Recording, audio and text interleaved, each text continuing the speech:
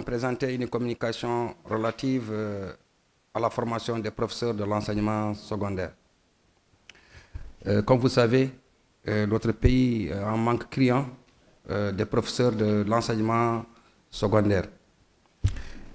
Une réflexion a été menée au niveau du ministère de l'enseignement supérieur pour voir, sur l'instruction de son Excellence, comment ce problème peut être réglé. Tout d'abord, le problème est dû, ce n'est pas parce que l'État n'a pas voulu recruter, mais au niveau des concours de l'ENS, parfois, pas de résultats, les gens n'admettent pas au concours, parfois il n'y a même pas de candidat. La réflexion nous a mené à deux options pour régler le problème.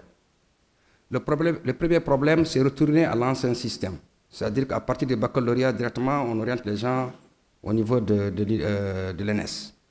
Cette option est à exclure parce que tout simplement, non conforme à nos textes en vigueur actuellement, notamment le décret 2011-039 qui stipule que tous les professeurs de l'enseignement proviendront soit ils ont la licence ou le master ou des diplômes équivalents. Donc c'est à exclure. Et par rapport même à notre environnement, au niveau de la sous-région aussi, tous les professeurs sont recrutés à partir de l'université, donc de l'enseignement supérieur. La deuxième option, c'est de voir au niveau de l'université comment on peut régler le problème des professeurs, de telle sorte que la formation soit en adéquation avec ce qu'on cherche par rapport à un enseignant, un professeur de second cycle. C'est la proposition qui a été retenue. Pour ça, il faut ouvrir des filières au niveau de nos facultés, des facultés de sciences et lettres humaines et au niveau des facultés de sciences techniques. Pourquoi? Parce que l'échec est dû surtout à la bivalence. Je donne un exemple. On cherche par exemple un professeur en anglais et français, mais au fait, au niveau de l'université, au niveau des facs de sciences, on ne dispense que du français. Donc il n'y a pas en anglais.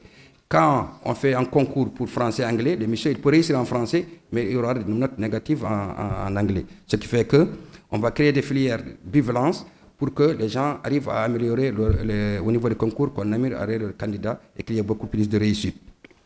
Deuxièmement, ce problème demande à ce qu'au niveau de l'ENS, à ce qu'il y ait une augmentation de capacité. Parce que si on adopte la solution, l'ENS ne pourra pas accueillir tout le monde.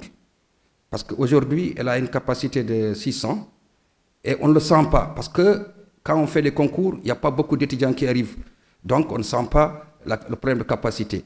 Là aussi, on va prendre toutes les dispositions pour augmenter les capacités, bien sûr, avec les ressources humaines et tout ce que ça va suivre. Mais d'ici là, quand on adopte ça, ça va sortir dans les années 2027, 2028. On a dit, mais d'ici là, qu'est-ce que nous on va faire? On a dit, écoutez, au niveau des prestataires, chaque année, avec les besoins, on va prendre tous les prestataires, on va faire des formations certifiantes. C'est-à-dire que sur le plan pédagogique, pendant quelques mois, pendant les vacances, de telle sorte que tout professeur, tout prestataire qui va aller enseigner au moins, il a une formation certifiante, en tout cas dans le domaine pédagogique, comment il va transmettre le cours aux élèves.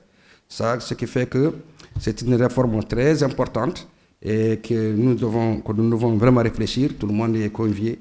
Ça va se poursuivre et ça a été fait en collaboration avec l'université, l'ENS, le ministère de l'enseignement supérieur, l'éducation nationale aussi, et a été associé dans cette réflexion. Je vous remercie.